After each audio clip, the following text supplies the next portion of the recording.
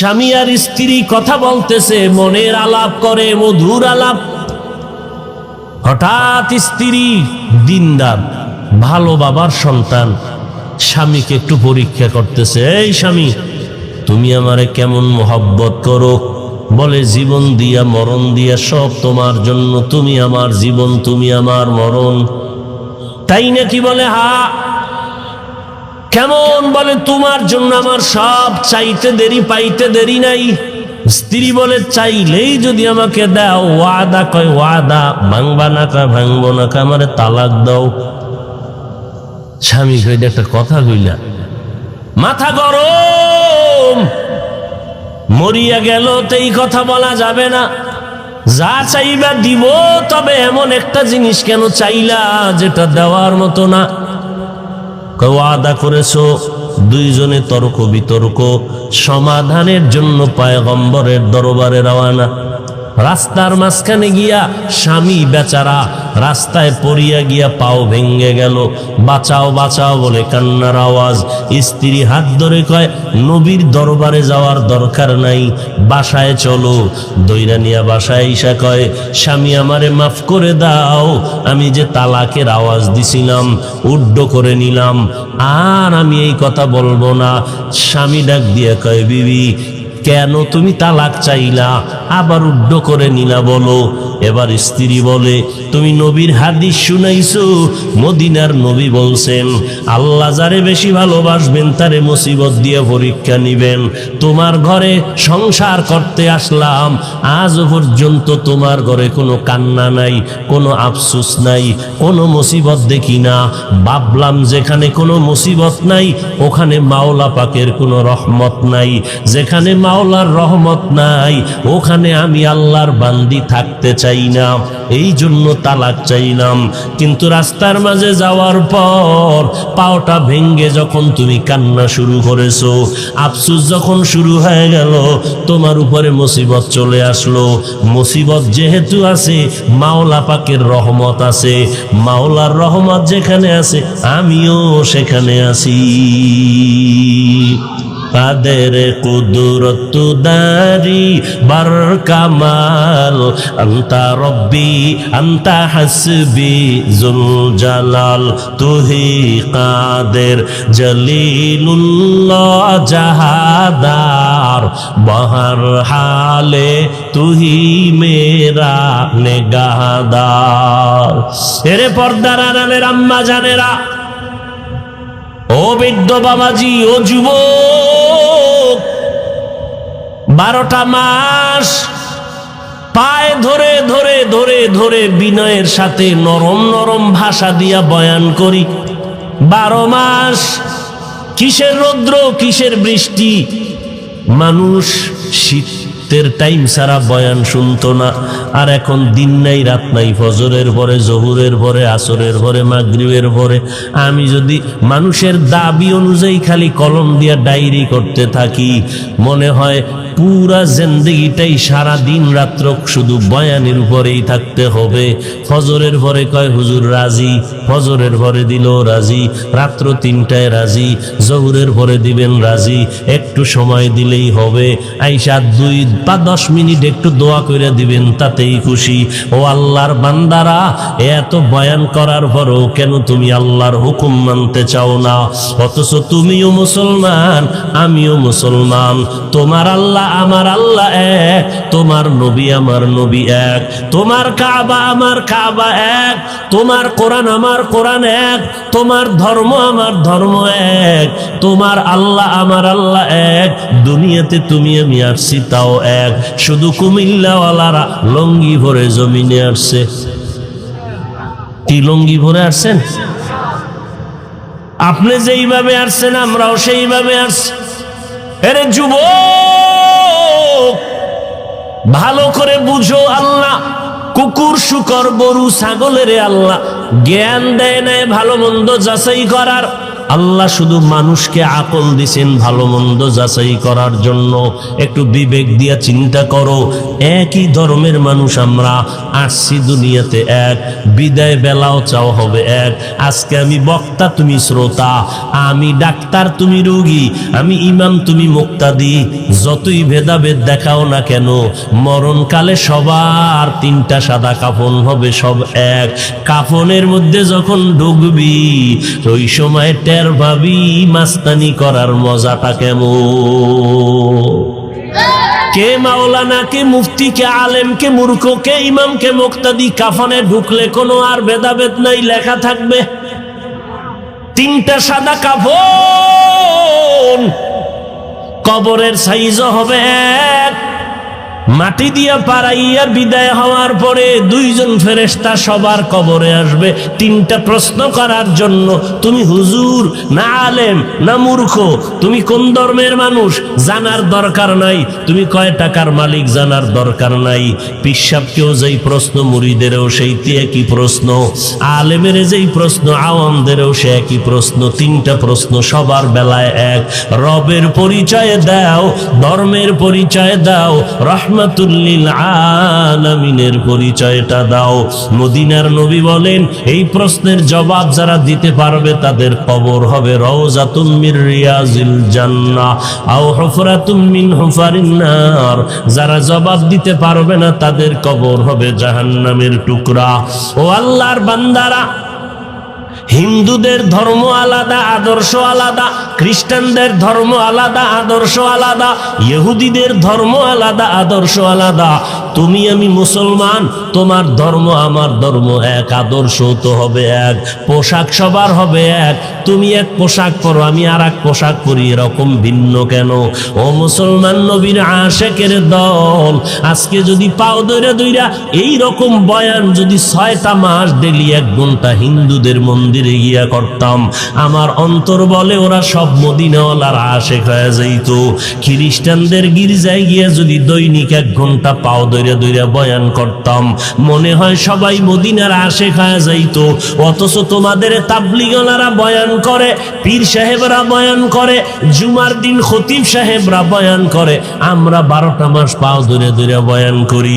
বয়ান করে তো এই কথা বলি না, গায়ের জোরে চাপ দিয়া বলি না। তাবলিগ না করলে গুনাহ হবে, একবারও বলি না। কওমি মাদ্রাসায় না পড়লে গুনাহ হবে, একবারও বলি না। পাঁচকল্লি টুপি মাথায় না দিলে গুনাহ হবে, একবারও বলি না। চরমনাই না গেলে গুনাহ হবে, একবারও বলি নাই রে বাবা। উজানি না গেলে গুনাহ হবে, একবারও বলি নাই। স্কুলে পড়লে গুনাহ হবে, একবারও বলি নাই। বরং কি বলি? বলি সব বয়ানের কথা 2টা, গোলামি যতদিন বেঁচে থাকবা করবা আমার আল্লাহর, যতদিন দুনিয়ায় বেঁচে থাকবা আদর্শ মানবা মদিনাওয়ালা নবীর। এই 2টা কথাই তো তোমার অন্তরে ঢুকাইতে চাই। স্কুলে পড়ো বাধা নাই, কলেজে পড়ো বাধা নাই, বিশ্ববিদ্যালয়ে যাও বাধা নাই, চাকরি করো বাধা নাই, ইংরেজি পড়ো বাধা নাই, ইতিহাস পড়ো বাধা নাই, ডাক্তারি পড়ো কোনো নিষেধ নাই, ইঞ্জিনিয়ারিং পড়ো নিষেধ নাই, যে লাইনে থাকো কোনো বাধা নাই। ইসলাম তোমাকে নিষেধ করে নাই, আল্লাহ কয় নাই পাগড়ি মাথায় দিয়া সারাদিন তসবিহ টান, ব্যবসা বাণিজ্য করবি না। ইসলাম এমনটা বলে নাই। ব্যবসা করো বাধা নাই, চাকরি করো বাধা নাই, চাকরি করাও মুসলমানের কাজ, ব্যবসা করো এটাও ইসলামের নিদর্শন। আমার নবীও ব্যবসা করেছেন, আমার নবীও চাকরি করেছেন, সাহাবায়ে কেরাম ব্যবসা করেছেন, সাহাবায়ে কেরাম চাকরিও করেছেন। ও আল্লাহর বান্দারা, যেই লাইনে থাকো থাকো, কোনো বাধা নাই, তবে আল্লাহর গোলামিটা করো। 5 ওয়াক্ত নামাজ ঠিক মতো আদায় করো, মা বাবার দোয়া নিয়ে চলবা, ওলামায়ে কেরামের পরামর্শ নিয়ে সামনে আগাইবা। দেশের বিরুদ্ধে, জাতির বিরুদ্ধে কোনো ষড়যন্ত্র করবা না, মা বাবার সাথে বেয়াদবি করবা না। কারণ মা বাবার চোখের পানি আর দোয়া ছাড়া এই চেয়ারে বসতে পারি নাই। মা বাবার চোখের পানি আর দোয়া ছাড়া, হে যুবক, পরীক্ষায় ভালো নাম্বার পাও নাই, মা বাবার দোয়া চোখের পানি ছাড়া তুমি গাড়ির মালিক হতে পারো নাই। মা বাবার চোখের পানি আর দোয়া ছাড়া বাড়ির মালিক হতে পারো নাই। মা বাবার দোয়া আর চোখের পানি ছাড়া সম্মানের চেয়ার পাও নাই। ওই মা বাবারে কষ্ট দিয়া গাইতে পারবা না। ও আল্লাহর বান্দারা, তোমার ডানে বামে তাকায় দেখো, মনে মনে ধোঁকা আসতে পারে। আমি দুনিয়ার লাইনে চলি, কেমনে নবীর তরিকা মানিয়া চলবো? একটু নজর করিয়া ডানে বামে তাকাও, নজর করে দেখো তোমার আমার মতো যুবক জীবনে মাদ্রাসায় পড়ে নাই, জেনারেল লাইনে থাকিয়াও দেখো 5 ওয়াক্ত নামাজ পড়ে, স্কুলে পড়ে, কলেজে পড়ে। তুমি নিজেই জবাব দাও, আছে না নাই? তোমার বিবেকটাকে জিজ্ঞাসা করো, তুমি কেন পারো না রে বাবা?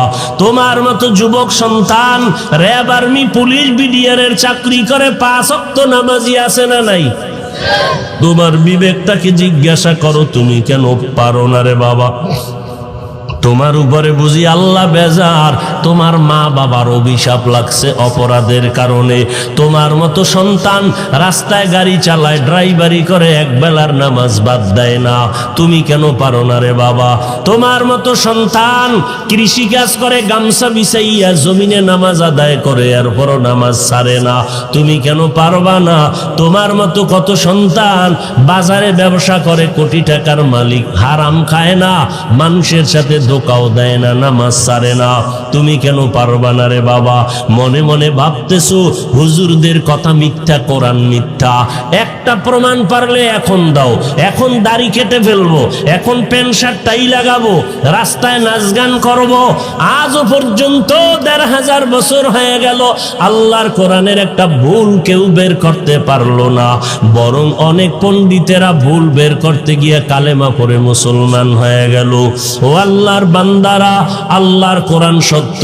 এমন একজন নবী পাইছো যেই নবীর 63 বছর হায়াতে একটা মিথ্যা কথা জীবনও বলে নাই। এমন একজন নেতার নাম পারলে বল, যেই নেতা মিথ্যা কথা বলে না। আছে? থাকলে বল। জমিনের মধ্যে এমন একজন মনীষীর নাম বল, এমন একজন নেতার নাম বল যে মিথ্যা কথা বলে না। একমাত্র আমার নবী রহমাতুল্লিল আলামিন 63 বছর হায়াতে জীবনে একটা মিথ্যা কথা বলেন নাই। যেই নবীর জীবনে মিথ্যা নাই, তার চরিত্রের মধ্যে কোনো ঝামেলা নাই, তার আদর্শের মধ্যে কোনো ঝামেলা নাই। ওই নবীর আদর্শ কেন গ্রহণ করো না? হিন্দুরা নবীর আদর্শ দেইখা মুসলমান হয়, খ্রিস্টান ধর্ম বাদ দিয়া মুসলমান হয় নবীর আদর্শ দেইখা। আর তুমি মুসলমানের ঘরে জন্ম নিলা, বাবা মুসলমান, দাদা মুসলমান, হুজুরদের বয়ানের পরেও তুমি নবীর তরিকা মানতে চাও না। আমি টুপি মাথায় না দিলে লজ্জা লাগে, আর তুমি কেমন মুসলমান টুপি মাথায় দিতে লজ্জা পাও? তোমার মতো বেহায়া আর কেউ আছে? তুমি মুসলমান, আমি মুসলমান, আমি দাড়ি কাটতে লজ্জা পাই, তুমি দাড়ি রাখতে লজ্জা পাও। আমি পর্দা রক্ষা না করলে লজ্জা পাই, তুমি পর্দা করতে লজ্জা পাও। আমি মসজিদে নামাজের সময় না গেলে লজ্জা লাগে, আর তুমি মসজিদে ঢুকতে বড় লজ্জা পাইতেছো। তুমি কেমন মুসলমান? আসলে হেদায়েতের মালিক আমার আল্লাহ আমার নবীকে দেখলো, চোখ দিয়া তাকাইয়া নবীরে ভক্তি করলো, নবীরে মোহাব্বত করলো, নবীর 13টা বছর বয়ান শুনলো, এরপরও নসিবে কালেমা আসলো না। কার? আবু জাহাল 13টা বছর নবীর দেখলো, বয়ান শুনলো, কালেমা পড়লো না। আর ওমরের মতো বান্দা নবীর কল্লা কাটতে আসিয়া কালেমা পড়িয়া মুসলমান হয়ে গেল। এরে নবীর উম্মতের দল, যেই নবী ওমরের জন্য দোয়া করে বলছেন, লাউ কানা বাদি নবিয়্যুন লাকানা ওমর, আমি মুহাম্মদের পরে আল্লাহ যদি আর কাউকে নবী বানাইতেন, ওমরের আমার পরে নবী আল্লাহ বানাইতেন। কেমন মর্যাদা আল্লাহ দান করছেন। এই ময়দানেও 2 লাইনের মানুষ আছে, একদল মানুষ আবু জাহালের শক্ত অন্তরওয়ালা আছে। হাজারো বয়ানে দিল নরম হবে না, কান্না আসবে না, চোখে পানিও আসবে না, তওবা নসিব হবে না। আবার ওমরের নরম দিলওয়ালা কিছু মানুষ এই প্যান্ডেলে আছে, যারা জীবনভর গুনাহ করছে, এই বয়ানে আইসা তওবা করে কান্না করে বলবে, আল্লাহ তুমি আমারে মাফ করি করিয়া দাও, আজকে থেকে নামাজ ছাড়বো না, বেপরদায় চলবো না, মা বাবারে কষ্ট দিব না, নবীর তরিকার বাহিরে চলবো না। তওবা করিয়া বাসায় যাবে, মাকে গিয়া বলবে, মা তুমি আমার মাথায় হাত দিয়ে একটু দোয়া করিয়া দাও, আমার উপরে বুঝি আল্লাহ গুনার কারণে বেজার হয়ে গেল। মোনাজাত ধরলো, অনেকে কান্না করলো, আমার চোখে কেন পানি নাই? গুনার কারণে দিলটা পাথর হয়ে গেছে, এ কারণে চোখে পানি আসে না। ও মা, তুমি আমার জন্য দোয়া করো। কোন মা যদি সন্তানের মাথায় হাত বুলাইয়া দোয়া করে, আর সে আজিমে তাড়াতাড়ি চলিয়া যাবে। ও যুবকেরা, ও বৃদ্ধ বাবাজিরা, এখনো কি তওবা করবা না? ও যুবক, মনের শখ মিটাইয়া গুনাহ তো কম করো নাই, মনে চাইছে মোবাইল চালাইয়া সারা রাত কাটাবি, কম কাটাও নাই। সারাটা রাত্র মোবাইলের দিকে তাকায় তাকায় কবিরা গুনাহ করেছো। মা ডাক দিছে, মায়েরে গালি দিছো, বাবায় বাধা দিছে, বাবারে গালি দিছো, সারাটা রাত মোবাইল চালাইছো, শিক্ষকের সাথে বেয়াদবি করছো এই মোবাইলের কারণে, বন্ধু বান্ধবের সাথে বেয়াদবি করছো এই মোবাইলের কারণে। আজকে মোবাইলটারে আপন বানাইয়া চোখের পাওয়ার নষ্ট করছো, হার্ট নষ্ট করলি, কিডনির উপরে আক্রমণ করলি, নিজের জীবন যৌবনটারে ধ্বংস করে ফেললি রে বাবা। এখনো কি তওবা করবি না? আল্লাহর কাছে মনে মনে তওবা করো রে বাবা। মনে মনে আল্লাহকে বলো, আল্লাহ আমার মতো গুনাহগার এই ময়দানে কেউ নাই, আজকে থেকে তওবার নিয়ত করে ফেললাম। ও পর্দার আড়ালের মা বোনেরা, আপনাদের আল্লাহ সন্তান দান করেছেন, সন্তানগুলো আদর্শওয়ালা বানায় যান। আপনারা তো নবীদের মা, আপনারা তো সাহাবায়ে কেরামদের মায়ের মতো মা, আপনারা খাদিজা রাদিয়াল্লাহু আনহার মতো করো দামি নারী, আপনারা আয়েশা রাদিয়াল্লাহু আনহার মতো দামি নারী, আপনারা খাদিজা রাদিয়াল্লাহু আনহার মতো নারী, ফাতেমা রাদিয়াল্লাহু আনহার মতো নারী। আপনাদের কত মর্যাদা, আলেমের মা, হাফেজে কোরআনের মা। এরে আম্মা জান, আপনার মতো কত নারী এখনো আছে, 5 ওয়াক্ত নামাজ পড়ে, পর্দা করে, হালাল খায়, স্বামীর মাল হেফাজত করে। কয়দিন আর দুনিয়াতে বাহাদুরি করবেন, মরিয়া গেলে এলাকার কেউ জানবেও না যে আপনি মরিয়া গেছেন। তবে একটা ভালো সন্তান যদি রেখে যান, আদর্শবান ডাক্তার বানাইয়া যান, সন্তানটারে আদর্শবান ইঞ্জিনিয়ার বানায় যান, সন্তানের আদর্শ দেখিয়া ব্যবহার পাইয়া এলাকার মানুষ দোয়া করবে। সন্তানের দোয়ার কারণে আপনি মাও দোয়া পাইতে থাকবেন, আপনাকেও মানুষ দোয়া করবে। অতএব সন্তানটারে আদর্শওয়ালা ডাক্তার বানায় যাবেন। আপনার সন্তানের ব্যবহারে কোনো আলেম যেন কষ্ট না পায়, আপনার সন্তানের আচরণে যেন কোনো মুরব্বীরা কষ্ট না পায়, আপনার সন্তানের ব্যবহারে যেন কোনো বন্ধু বান্ধব কষ্ট না পায়। স্কুল কলেজে পড়বে বাধা নাই, তবে নামাজ যেন 5 ওয়াক্ত পড়ে, আলেম ওলামাদের পরামর্শ নিয়ে চলে, আপনি মায়ের দোয়া নিয়ে চলে। ওই মা সন্তানটারে হাতে ধরে পায়ে ধরে বুঝাইয়া আদর্শওয়ালা বানায় যান। আল্লাহর কাছে দোয়া করতে থাকেন, নামাজ পড়িয়া স্বামীর জন্য দোয়া করেন, স্বামীর আয়োন্নতির জন্য দোয়া করবেন, স্বামীর মাল হেফাজত করবেন।